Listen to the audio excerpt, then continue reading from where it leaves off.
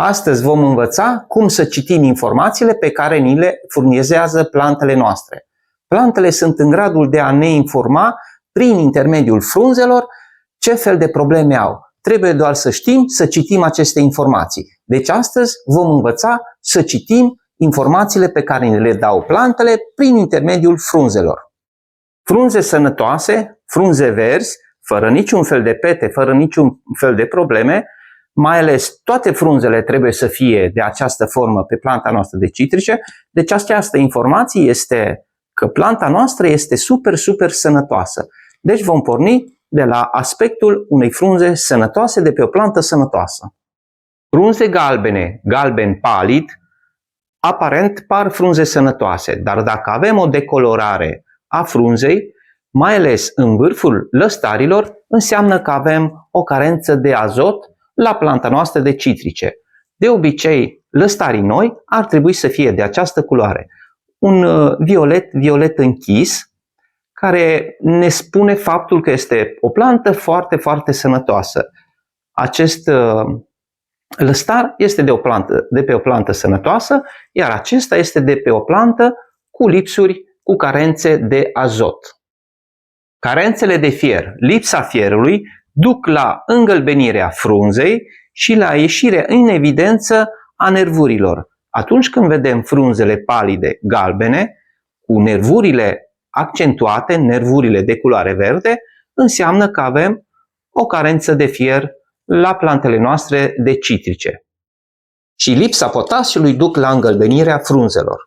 Îngălbenirea începe din vârf, pe margini, se formează un veu pe interiorul frunzei, cu timpul frunza se îngălbenește de tot, se evidențiază și mai mult acest veu, după care frunza va cădea. E posibil să cadă toate frunzele de pe plantă dacă planta nu reușește să asimileze acest element.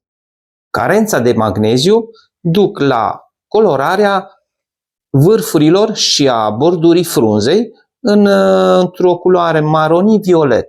Dacă avem acest aspect la frunzele noastre de citrice, înseamnă că lipsește magneziul. Dacă exagerăm cu fertilizările, frunzele se vor răsuci în acest fel, planta nu poate procesa tot acest fertilizant în exces și ne va da această informație, va răsuci aceste frunze într-un mod foarte evident. Frunze uscate pe plantă, frunze ce rămân agățate și uscate pe plantă. Înseamnă că planta noastră nu a mai absorbit apă, nu a mai avut de unde să absoarbă această apă. De obicei se întâmplă vara, când este foarte cald, și uităm plantele noastre să le mai udăm pentru o perioadă lungă de timp.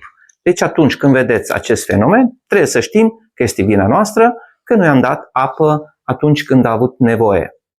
Frunze ce cad, ce încep să se îngălbenească, începând de la vârful frunzei, într-un ritm foarte rapid, în decurs de câteva săptămâni, după care devin de culoare maro, înseamnă că avem boli fungice la rădăcini din cauza noastră, pentru că de data aceasta am udat în exces, am înecat propriu-zis planta cu apă, ori am lăsat apă stagnantă în tăvița de sub ghiveci, ori pământul nu mai este de calitate, reține foarte multă apă la nivelul rădăcinilor și deci planta ne comunică în acest fel. Frunze galbene provocate de păianjenul roșu. Păianjenul roșu trăiește în colonii, sunt foarte mici și se hrănesc prin înțepare. Acolo unde înțeapă frunza, acel punctuleț își schimbă culoarea în culoare galbenă. Dacă observați, sunt foarte multe punctulețe galbene adunate. Cu cât frunza este mai înțepată de acești păianjeni roșii, cu atât aceste pete se unesc și devin pete evidente pe frunze. Frunzele încep să-și piardă funcția, această parte cu razele solare pot chiar să se ardă și deci cam așa arată frunzele care sunt afectate de la păianjenul roșu. Puningine pe frunze. O peliculă neagră, se mai cheamă și fumagine, apare pe organele plantelor odată cu prezența secrețiilor dulci ale unor insecte, cum ar fi afide, păduche lănos, păduche țestos. Deci după ce aceste insecte elimine aceste secrete dulci, apare și această ciupercă ce se transformă în funingine, în aceste pete negre. Această fumagine se poate găsi atât pe frunze, pe lăstari, pe trunchi, pe fructe, dar de multe ori o găsim și pe lângă ghiveciul plantei. Toate aceste informații pe care ni le oferă planta prin intermediul frunzelor, majoritatea acestor informații sunt rezultatul a ceea ce se întâmplă aici la rădăcini. Dacă rădăcinile sunt îmbibate în apă, dacă rădăcinile sunt prea uscate, dacă fertilizantul nu este corect sau este în exces, dacă pH-ul nu este un pH corespunzător, atunci planta nu reușește să asimileze elementele nutritive de care are nevoie, micro și macroelementele, și, bineînțeles, toate acestea se reflectă la frunze. Ce putem face? Schimbăm substratul odată la 3-4 ani de zile. Când schimbăm substratul, îl schimbăm și printre rădăcini. Fertilizăm întotdeauna în modul corect. Cum se face fertilizarea în modul corect? Fertilizăm atunci când planta are nevoie, când este în dezvoltare, nu când este în repaus vegetativ. Deci citim cu atenție prospectul și acolo sunt indicate și perioadele de fertilizare. Dacă noi nu știm să urmărim planta, nu știm să ne dăm seama când este în vegetație, destul să urmărim prospectul. Cel mai simplu este să învățăm să urmărim planta. Când planta este în mișcare, deci când are creșteri noi, înseamnă că este în vegetație, nu este în repaus vegetativ.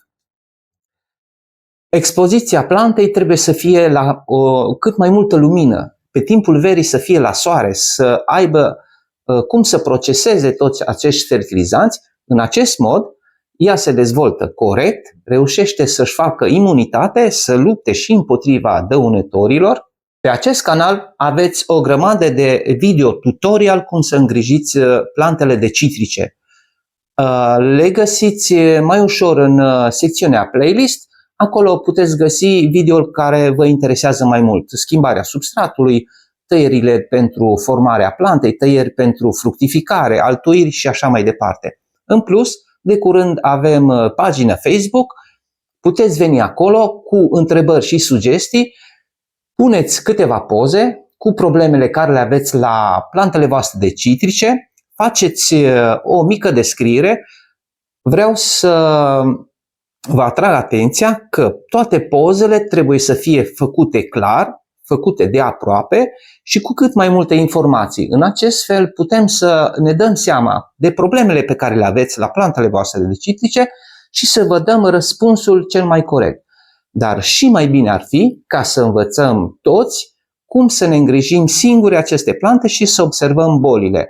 Cu acest video am expus câteva simptome care se pot observa prin intermediul frunzelor. Dacă știm să observăm aceste informații pe care plantele se chinuie să ni le ofere, dacă știm să privim planta, este foarte simplu să o întreținem și să o îngrijim.